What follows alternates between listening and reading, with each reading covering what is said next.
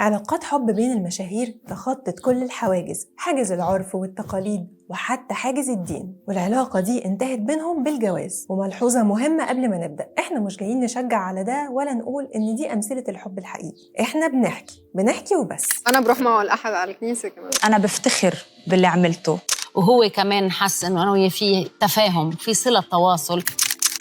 موضوع جواز المشاهير من ديانات مختلفة دايما بيكون ملفت شوية للناس في عالمنا العربي اللي فيه حساسية دينية واجتماعية كبيرة حوالين الموضوع ده، وفي عدد كبير من النجوم اختاروا انهم يتخطوا كل الحواجز دي مقابل الحب، وده بيخلي قصصهم دايما مادة دسمة للإعلام. تعالوا احكي لكم عن أشهر القصص دي. أول قصة معانا كارول سماحة وزوجها وليد مصطفى. كارول سماحة فنانة مسيحية مارونية لبنانية، ووليد مصطفى رجل أعمال مصري مسلم. اتجوزوا سنة 2013 جواز مدني في قبرص، والقصة دي كانت حديث الصحافة لفترة طويلة طبعا بسبب اختلاف الديانة ما بينهم، خصوصا ان كارول كانت صريحة جدا تجاه العلاقة دي، وقالت انها ما شافتش ان الدين كان عائق في علاقتهم، وانها بتحترم ديانة جوزها جدا، وان هو كمان بيقدرها وبيحترم ديانتها. كثير حكينا واتفقنا على كل الاشياء، ولو ما كنت متأكدة من طريقة تفكيره انه انسان منفتح ما كنت قبلت اني اتجوز. والاتنين قدروا يعملوا علاقة مبنية على الحب والتفاهم، ودي حاجة ما كانتش سهلة أبدا. وكمان كان عندهم بنت اسمها تالا، واللي فضلوا لآخر يوم في حياة وليد بيربوها على عدم التعصب.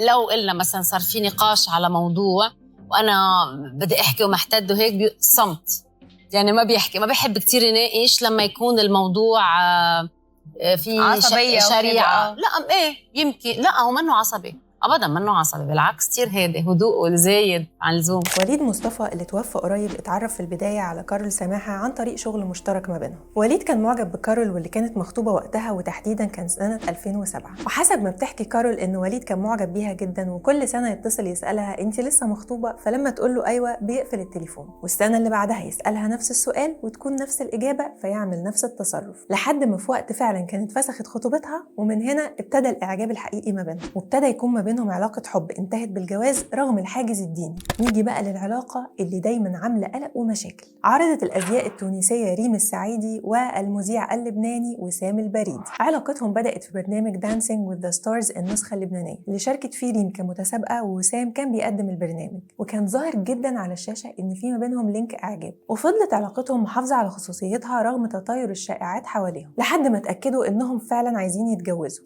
ثانية واحدة، أنا ما قلتش معلومة مهمة، ريم مسلمة ووسام مسيحي، والاثنين أعلنوا جوازهم سنة 2017 في جواز مدني في إيطاليا. وطبعا لكم أن تتخيلوا كمية الاعتراضات اللي كانت على الجواز ده، أولا عشان اختلاف الديانة، وثانيا عشان الجواز ده سواء في لبنان أو في تونس بيكون معقد شوية. وفي أحد اللقاءات قال وسام إنه مش شايف إن الدين كان عائق في العلاقة دي، وإن الحب الحقيقي انتصر في الآخر. يعني اليوم تحتفلي معه بعيد الميلاد، أنت أكيد، وأنا تفطر معه رمضان. برمضان. أكيد. دخلت الجامع يوما، أنت دخلت الكنيسة؟ أول زيارة على تونس. وأنا بروح معه الأحد على الكنيسة كمان. ولحد النهارده لو شفت اي فيديو فيهم مش هتلاقي الكومنتات خاليه من التعليقات السلبيه او كلام جارح عن حرمانيه العلاقه دي. ونروح للكابل اللي بعد كده، اروى جوده وجوزها الايطالي ادم. اروى جوده الممثله المصريه اللي معروفه برقيها وجمالها، فاجأت الجمهور بعلاقه حب مع رجل اعمال ايطالي اسمه ادم. العلاقه ما كانتش مجرد اشاعات، العلاقه كانت حقيقيه جدا، واول ظهور ليهم مع بعض كانت بشكل رسمي كمخطوبين. واول ما تشوفهم هتحس قد ايه باين ما بينهم الانسجام والحب والتفاهم رغم اختلاف الديانه والثقافه. ادم ايطالي الجنسيه ومسيحي الديانه، واروى مصريه مسلمه. وبرغم كل الحساسيات اللي ممكن تحصل عن الجواز ده، اروى وادم اختاروا انهم ما يخلوش الدين حاجز ما بينهم، وادم غير ديانته علشان اروى. والقوي في قصتهم انهم مش بس عاشوا قصه حب،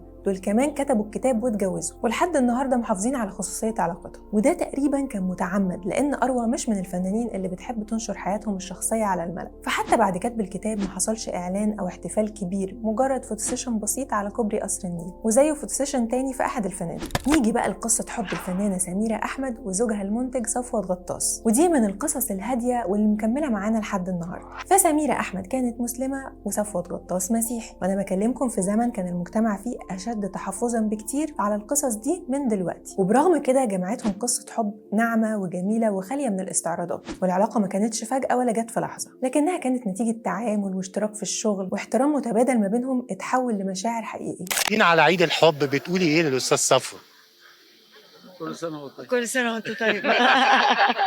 كتبوا الكتاب واتجوزوا وفضلوا مع بعض سنين وسنين طويلة ومكملين لحد النهاردة. علاقتهم ناجحة ومكملة، وعمرنا ما شفناهم بيتكلموا عن اختلاف الديانة أو جدل عقيدي. الناس في الأول استغربت الجوازة دي، خصوصا إن الجواز المختلط زمان كان نادر جدا، لكن بمرور الوقت بقوا بيشوفوهم مثال للرقي والاحترام في الجواز الناجح، خصوصا إن علاقتهم الشخصية ما أثرتش على حد فيهم سواء في شغله ولا في إيمانه أو حتى باقي حياته. وسميرة أحمد أم البنت واحدة من زواج سابق، لكن في علاقتها مع صفوت غطاس ما كانش فيه أولاد، ومع ذلك علاقتهم ببعض قوية جدا. أما بقى الفنانة مايا دياب الجريئة والمثيرة للجدل اللي معروف عنها انفتاحها وأفكارها اللي بتكسر التقاليد، بدأت علاقتها بعباس ناصر من سنين طويلة قبل ما شهرتها تنفجر بالشكل اللي عليه دلوقتي. عباس رجل أعمال لبناني معروف من الطائفة الشيعية المسلمة، في حين إن مايا مسيحية أرثوذكسية، وده في لبنان بقى مش مجرد اختلاف عادي، لأن المجتمع اللبناني رغم انفتاحه الظاهري يعني إلا إنه لسه محافظ شوية في موضوع الزواج المختلط، خاصة لما يكون بين طائفتين لهم خلفيات سياسية واجتماعية متوترة. ورغم كل ده مايا وعباس اختاروا الحب واتجوزوا وعاشوا مع بعض فترة طويلة وخلفوا بنتهم الوحيدة. أولاً أنا بفتخر باللي عملته.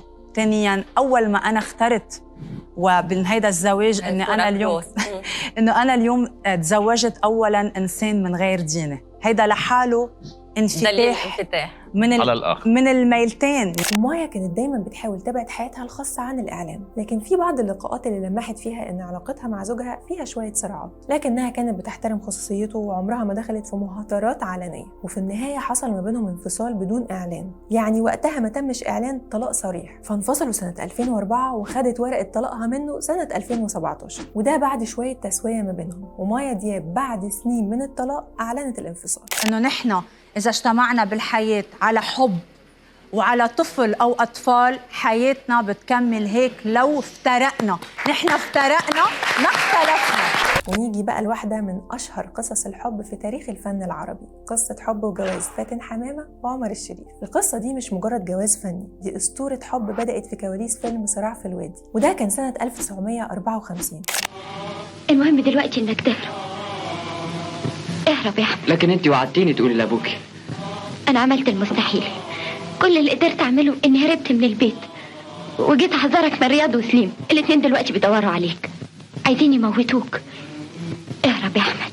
وفاتن حمامة وقتها كانت نجمة مصر الأولى، وكانت متجوزة المخرج عز الدين ذو الفقار، بس جوازهم ما كانش مستقر شوية، يعني العلاقة بينهم كانت متوترة، وعندها منه بنت واحدة اسمها نادية. أما عمر الشريف فكان مسيحي الديانة واسمه الحقيقي ميشيل شلهوب، شاب وسيم من عيلة مسيحية أرستقراطية، دخل التمثيل صدفة وترشح إنه يقف قدام فاتن حمامة، ومن هنا بدأت القصة. يقال إن في كواليس الفيلم ده حصل إعجاب ما بينهم، بس هيعملوا إيه في فرق الديانة؟ وده في الخمسينات ما كانش مجرد فرق، ده كان شبه مستحيل، خصوصا إن فاتن متدينة ومجتمعها محافظ، فكان الحل الوحيد ما بينهم إن عمر يغير ديانته، وده اللي حصل فعلا، غير اسمه وغير ديانته كمان وبقى عمر الشريف. ووقتها فاتن انفصلت عن المخرج عز الدين ذو الفقار واتجوزوا فاتن وعمر. الجواز تم سنة 1955 والانفصال تم سنة 1974، وعاشوا أجمل سنين حياتهم مع بعض وخلفوا ابنهم الوحيد طارق. ورغم الحب الكبير الانفصال ما بينهم تم بسبب انشغال عمر بالهجرة بره وشغله في هوليوود، في حين إن فاتن حمامة كانت بتحب الحياة الهادية في مصر، فالبعد والانشغال واختلاف القيم خلى العلاقة دي تتفكك بهدوء وانفصلت. ونيجي لقصة من أشهر قصص الحب في الوسط الفني،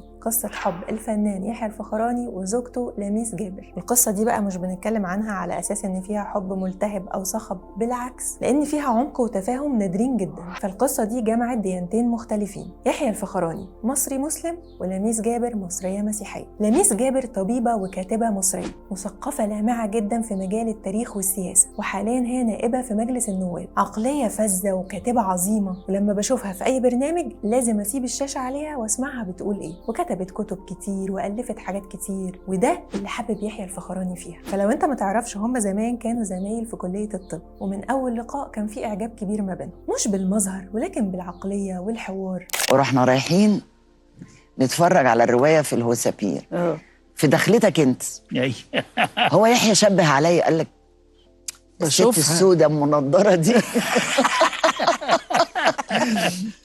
انا شفتها قبل كده، قال لي وانت معانا وبتاع، قلت له ايوه. قال طب معلش اوعوا بقى، وراح عازمنا ودفع لنا 10 صاغ تذكرتين. والجميل في الموضوع ان محدش فيهم طلب من التاني انه يغير ديانته، الاتنين كانوا متفاهمين ان كل واحد يفضل على الدين اللي هو عليه، وان الاحترام هو اساس العلاقة دي، وكان عندهم من النضج ما يكفي انهم يربوا ولادهم على القيم دي، واتجوزوا وفضلوا مع بعض لحد النهارده لاكتر من 40 سنة، ومكملين في علاقة مستقرة جدا، وخلفوا ابنهم الوحيد المخرج شادي الفخراني اللي بقى مخرج ناجح جدا وتربى في بيت كله فكر وفن وتسامح.